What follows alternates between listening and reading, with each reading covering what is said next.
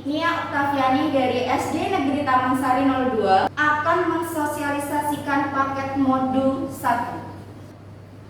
Alur presentasi mengenai dasar pendidikan nasional Ki Hajar Dewantara, di mana kita harus menuntun terjadi 3 segitiga, yaitu Ing Ngarso Sungtulodo, Ing Madya Mamengkarso, dan Tutwuri Handayani, di mana di sini akan mendapatkan kekuatan untuk merdeka belajar dengan cara bermain dan mengharapkan pendidikan itu berpihak pada anak, bukan yaitu tabula rasa, di mana perilaku diri anak akan terjadi sosialisasi kultur yang akan tercipta filosofi petani. Itu diibaratkan tentang filosofi petani yang terwujud dengan cara budi pekerti siswa tersebut. Dasar-dasar pendidikan Ki Hajar Dewantara. Yang pertama, dasar pendidikan Ki Hajar Dewantara yaitu menuntun. Dasar pendidikan Ki Hajar Dewantara yang menuntun itu Ing Ngarso Sungtulodo, Ing Madya Mamengkarso, Tutwuri Handayani, yang akan tercipta selamat dan bahagia sebagai manusia dan anggota masyarakat. Yang kedua, yaitu dasar pendidikan Ki Hajar Dewantara, di mana kodrat anak akan tercipta merdeka belajar. Manusia yang merdeka adalah manusia yang hidupnya lahir atau batin tidak tergantung kepada orang lain, akan tetapi bersandar atas kekuatannya sendiri. Maksud pengajaran dan pendidikan yang berguna untuk kehidupan bersama ialah memerdekakan manusia sebagai bagian dari persatuan atau rakyat.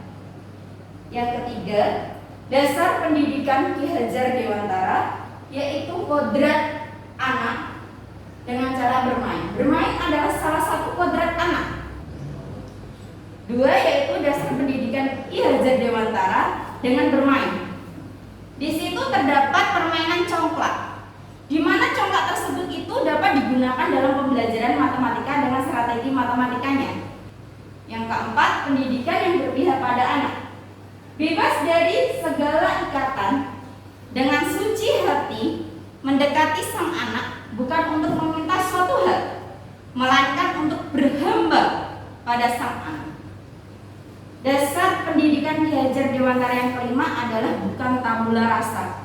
Anak bukan kertas kosong yang bisa digambar sesuai keinginan orang dewasa. Anak lahir dengan kekuatan kodrat yang masih samar-samar. Tujuan pendidikan adalah menuntun, memfasilitasi atau membantu anak untuk menebalkan garis samar-samarnya agar dapat memperbaiki lakunya untuk menjadi manusia yang seutuhnya. Yang keempat adalah dasar pendidikan Ki Hajar Dewantara bukan tabula rasa, menebalkan laku anak dengan kekuatan konteks diri anak. Yang kelima, dasar pendidikan Ki Hajar Dewantara bukan tabula rasa adalah menebalkan laku dengan kekuatan konteks diri anak dan sosiokultural atau budaya. Yang keenam, dasar pendidikan Ki Hajar Dewantara budi pekerti. Budi pekerti ini adalah watak karakter adalah bersatunya perpaduan harmonis antara gerak pikiran, perasaan, dan kehendak atau kemauan, sehingga menimbulkan tenaga atau semangat. Yang ketujuh, dasar pendidikan Ki Hajar Dewantara yang diibaratkan seperti petani.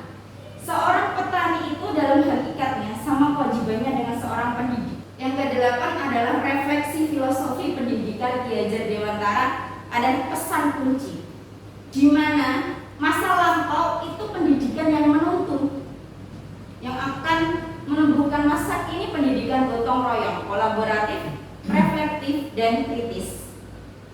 Dan akhirnya akan tercipta masa depan murid yang harmonis, penuh kasih sayang, hati yang bersih, jujur, dan selamat bahagia.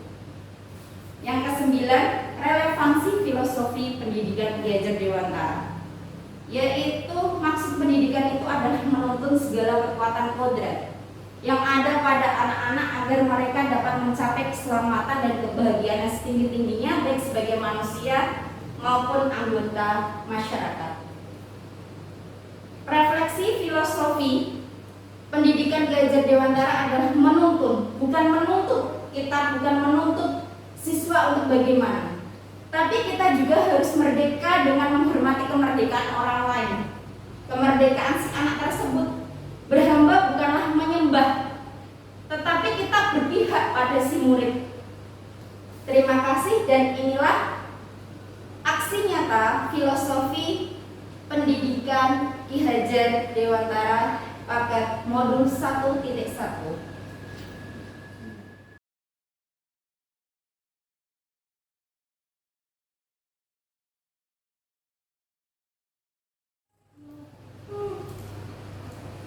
Inilah aksi nyata modul 1.1 filosofi pendidikan Ki Hajar Dewantara yang harus diwujudkan.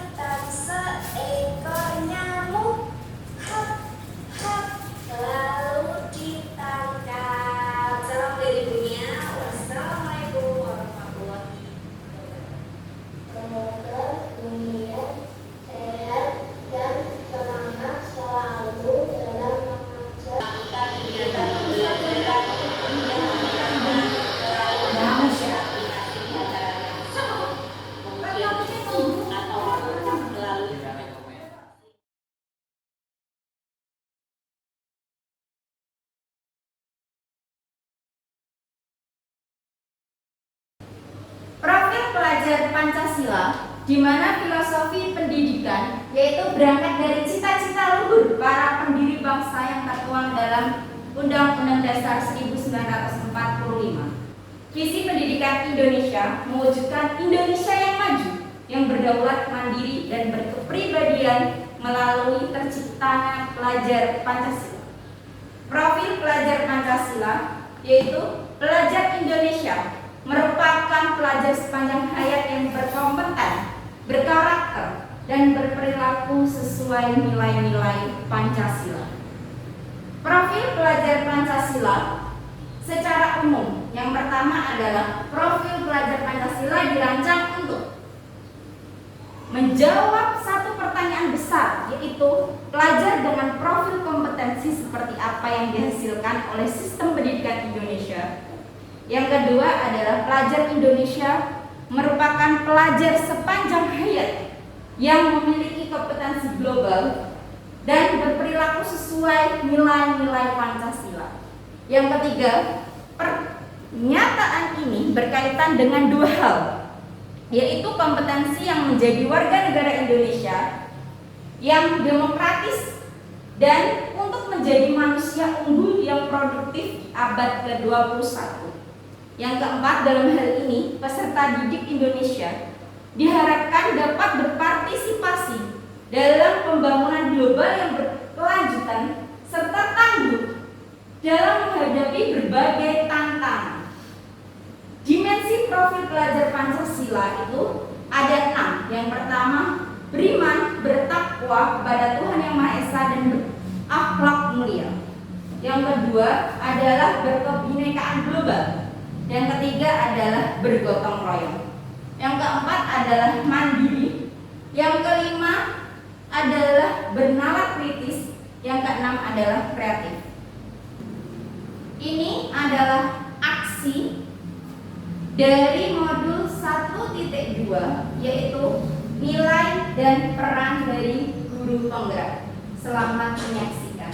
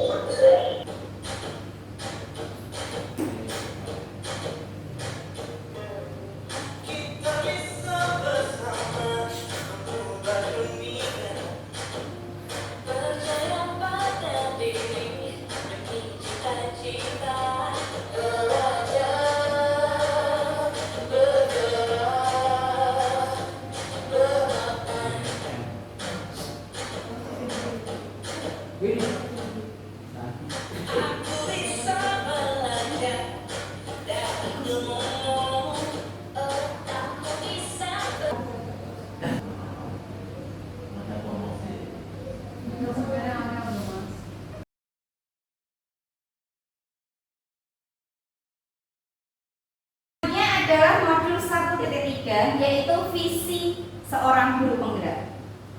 Dari visi tersebut artinya adalah kemampuan untuk melihat pada inti persoalan, pandangan atau wawasan ke depan, kemampuan untuk merasakan sesuatu yang tidak tampak melalui kehalusan jiwa, dan ketajaman penglihatan. Apa yang tampak dalam khayalan dan penglihatan atau pengamatan tersebut. Guru penggerak memiliki visi mengenai murid dan sekolah impiannya. Kita harus fokus. Apakah siswa itu berprestasi atau pencapaian kodratnya sudah terwujud? Ini adalah gambar di mana kodrat atau tahap tumbuh kembang yang profil pelajar Pancasila harus wujudkan. Kodrat tahap tumbuh kembang di sini adalah bersangkutan dengan wiraga, wirama Ki Hajar Dewantara. Menanamkan suatu keyakinan pada anak didik. Tujuan kepemimpinan adalah menciptakan keselarasan kekuatan dengan cara membuat kelemahan suatu sistem menjadi tidak relevan. Ini adalah daur belajarnya. Dia berpijak dari bagaimana. Nah, di sini ada lingkaran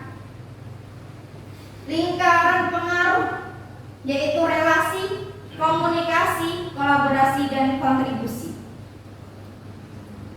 Lingkaran dimensi dalam pengaruhnya itu ada dirinya sendiri, bagaimana siswanya nanti, orang lain juga akan berpengaruh, institusinya, sekolahannya, apakah sudah terwujud nanti visinya seorang guru penggerak, dan lingkungan masyarakatnya. Perubahan Ki Hajar Dewantara melalui prinsip melakukan perubahan kontinu, konvergen, dan konsentris. Maksud dari inquiry apresiatif adalah untuk memungkinkan anggota komunitas sekolahnya melakukan konkreasi langkah maju bersama yang berangkat dari kedalaman pemahaman akan makna atau inti kesuksesan dan sumber daya mereka sendiri, sehingga kreasi kesuksesan masa depan mereka akan kontekstual. Modul 1.3 terwujud adalah menghasilkan visi sekolah impian yang diharapkan, membuat rencana bagjanya, dan mengeksekusi rencana bagjanya untuk mencapai visi yang diharapkan. Ini adalah aksi nyata dari visi guru penggerak yang sudah saya lakukan di sekolah. Mulai dari diri, di mana siswa itu leadership, religius, berbudaya, berkarakter, berteknologi, serta merdeka belajar. Langkah kedua yaitu saya memimpikan murid-murid di sini itu unggul sesuai dengan kompetensinya yang berprofil pelajar Pancasila. Saya juga yakin siswa di sini itu aset yang berharga bagi kemajuan bangsa yang harus dijaga untuk dikembangkan sesuai potensi dan kodrat mereka masing-masing, kodrat alam ke kodrat zamannya. Saya mengutamakan kepentingan perkembangan murid di sini dalam proses pembelajaran, di mana mereka adalah generasi calon pemimpin bangsa, dan belajar adalah bekal untuk menggapai cita-cita mereka yang mereka harapkan. Saya juga yakin pembelajaran yang berpihak pada murid serta menanamkan profil pelajar Pancasila. Dan visi yang saya harapkan di sekolah ini adalah menjadi guru yang dapat mewujudkan kegiatan pembelajaran bagi murid yang merdeka belajar dan ber-SDM berprofil pelajar Pancasila.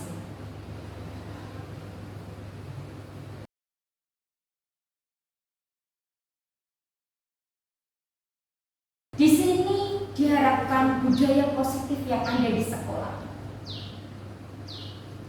Kita ambil contoh perbandingannya dengan hidup tumbuh-tumbuhan seorang petani. Dalam hakikatnya sama kewajibannya dengan seorang pendidik yang menanam padi. Hanya dapat menuntun tumbuhnya padi tersebut. Ia dapat memperbaiki kondisi tanah, memelihara tanaman padi, memberi pupuk dan air, membasmi ulat-ulat dan jamur-jamurnya yang mengganggu hidup tanaman padi. Ini adalah perubahan paradigma stimulus respon, teori kontrolnya yang diharapkan dari budaya positif. Hanya Anda yang bisa mengontrol diri Anda. Anda tidak bisa mengontrol orang lain. Menurut Ki Hajar Dewantara, di sini ada di mana ada kemerdekaan, di situ ada disiplin yang kuat. Maknanya adalah berkonotasi dengan disiplin, yaitu murid-murid. Disiplin diri membuat orang menggali potensinya yang menuju sebuah tujuan yang dia hargai. Namun dalam budaya kita, makna kata disiplin telah berubah menjadi sesuatu yang dilakukan seseorang pada orang lain untuk mendapat kepatuhan. Kecenderungan umum adalah menghubungkan kata disiplin dengan ketidaknyamanan, bukan dengan apa yang kita hargai atau pencapaian suatu tujuan yang mulia. Teori motivasi perilaku manusia, di mana ada motivasi eksternal, di situ ada motivasi internal untuk tujuan disiplin positif. Keyakinan kelas, hukuman, dan penghargaan, di mana budaya positif mulai dari lingkungan positifnya harus tercipta keyakinan kelas dan peraturan kelas yang harus diwujudkan bersama murid-muridnya untuk mencapai merdeka belajar. Di sini adalah kesepakatan kelas yang telah saya lakukan dengan anak-anak murid didik saya. Dengan kita harus mendalami keyakinan tersebut dengan tabel T dan Y. Di sini adalah ada layar pendapat. Nah, apakah selalu kembalikan buku ke tempatnya termasuk keyakinan kelas? Dilarang mengganggu orang lain adalah keyakinan kelas yang diharapkan. Hadir di sekolah 15 menit sebelum pembelajaran dimulai, apakah termasuk keyakinan kelas?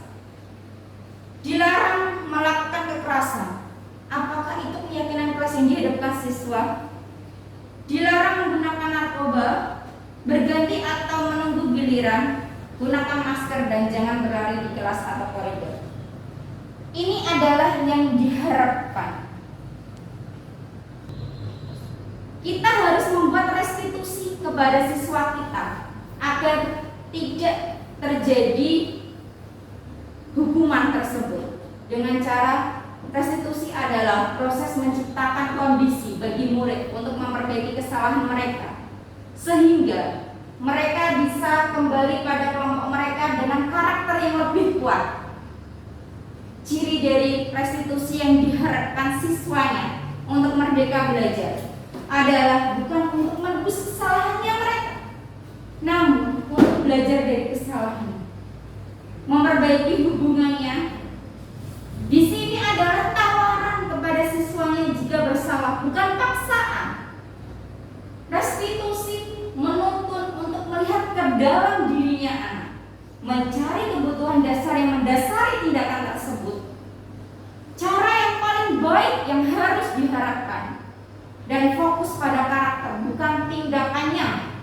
dan fokus pada solusi untuk mengembalikan murid yang berbuat salah pada kelompoknya tersebut. Ada segitiga restitusi di mana kita harus menstabilkan identitas, menanyakan keyakinannya, dan memvalidasi tindakan yang salah tersebut. Menstabilkan identitas, contohnya yang benar, kalau anak sedang menangis, itu di punggungnya dipukul. Kalau validasi tindakan yang salah, membantu siswa mengenali basicnya atau kebutuhan yang ingin dipenuhi ketika melakukan kesalahan itu. Nah, ini adalah kebutuhan dasar manusia. Manusia itu dapat bertahan hidup dengan cinta dan kasih sayang, dengan rasa memiliki dan dimiliki, penguasaan, dan dia butuh kebebasan untuk kesenangannya. Menanyakan keyakinan yang telah disepakati bersama di kelas. Di sini adalah aksi nyata yang telah saya lakukan tentang budaya positif pada siswa.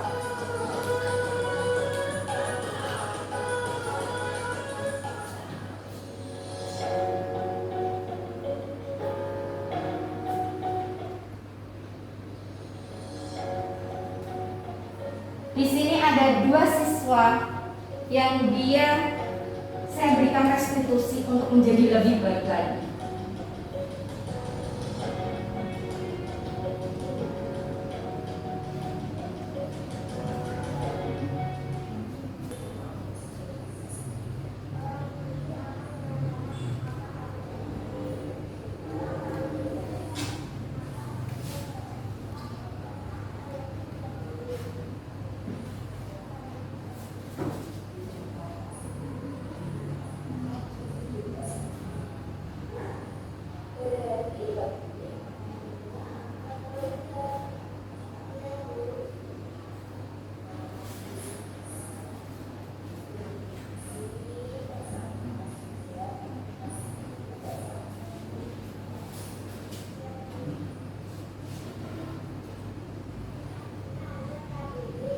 Ini hasil restitusinya.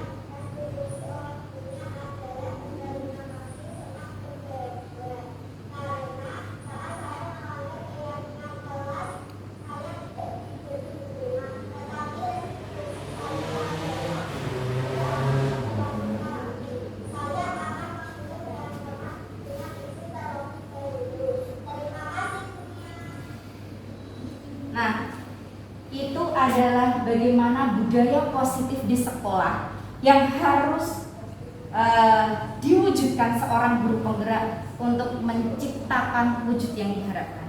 Terima kasih telah mendengarkan dan mengikuti sosialisasi dari saya modul paket 1. Selamat siang.